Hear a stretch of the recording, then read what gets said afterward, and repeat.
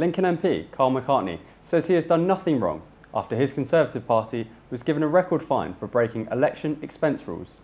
The Electoral Commission fined the Tories £70,000 after investigating a series of allegations during the last general election. Elliott Dalton is here now with more on the story. So Elliott, what has Carl McCartney had to say? Well, Sam, Carl released a statement on his website earlier today, and he says that he's done nothing wrong, but he also stresses that he'd prefer not to comment while police investigations are ongoing.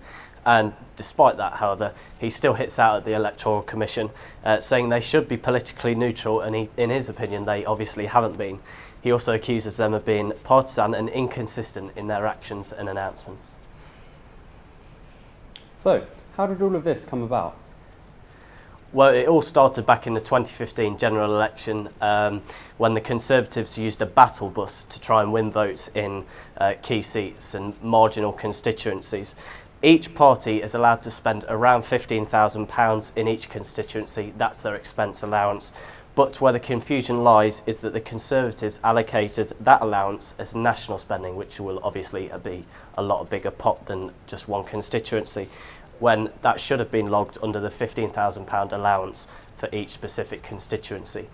Channel 4 investigated and launched an investigation in January 2016 called Election Exposed. And yesterday, 12 police forces, including Lincolnshire, have reported and handed files to the Crown Prosecution Service for them to consider charges. And then today, the Electoral Commission announced and released that report with all their findings in. And what does that report say?